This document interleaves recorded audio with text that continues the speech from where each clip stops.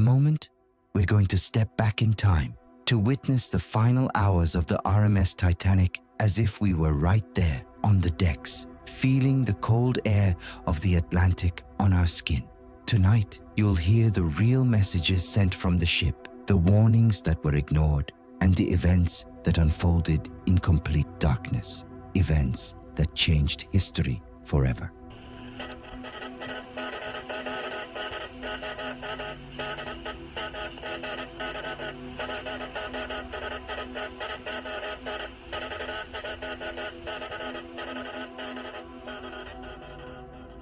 The sound you heard a moment ago was one of Titanic's final distress calls.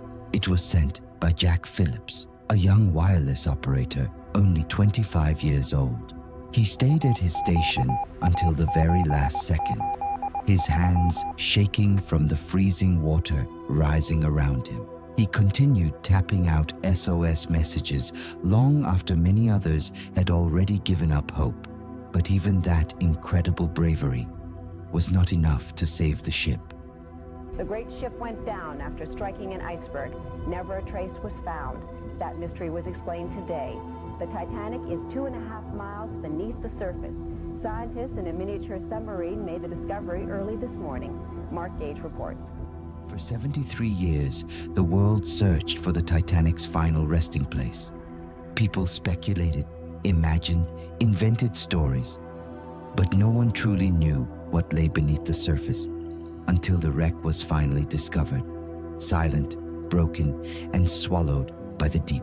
And with that discovery, the most haunting mystery of the 20th century began all over again. But to understand what happened that night, we have to go back to the very beginning. It was 1912. Newspapers across Europe and America carried the same bold headline: "The Titanic sets out on her first voyage."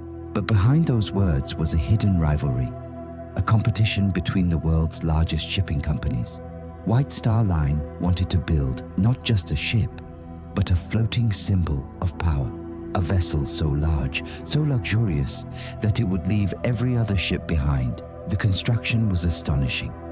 More than 14,000 workers spent years hammering, welding, shaping, and assembling enormous pieces of steel. Day and night, the sound of metal echoed through Belfast. People walking by said the noise shook the ground beneath their feet. When Titanic was finally lowered into the water, over 200,000 people gathered to watch. Its size was unlike anything the world had ever seen. Some witnesses even said it felt like the earth itself was moving. Inside, it was a palace at sea. Grand staircases, gilded halls, chandeliers, rooms so elegant that passengers compared them to royal hotels. But critics warned that luxury meant nothing if the ship lacked modern safety features. Their warnings were quiet, ignored, and quickly forgotten. And so, on April 10th, 1912, the Titanic left England and began her journey toward New York.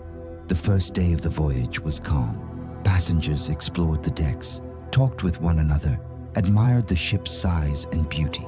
Most had no idea how unprepared the crew was for the dangers that lay ahead, because that evening, a message arrived from a nearby vessel, the Mesaba. It reported a chain of massive ice fields directly in Titanic's path. The message was urgent, clear, and could have saved hundreds of lives, but it never reached the captain.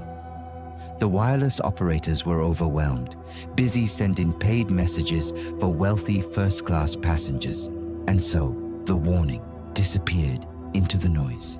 As night fell, the temperature dropped sharply, the wind stilled, the ocean became eerily smooth, so smooth that lookouts described it as a sheet of black glass. And that was the worst possible condition, because calm seas meant no waves crashing against any iceberg. No waves meant no sound, and no sound meant no warning. Up in the crow's nest, 2 lookouts scanned the dark horizon, but they had a problem. The binoculars that were supposed to be stored there were missing. No one ever found them. Minutes ticked by, the ship pressed forward, and then it happened. Look out.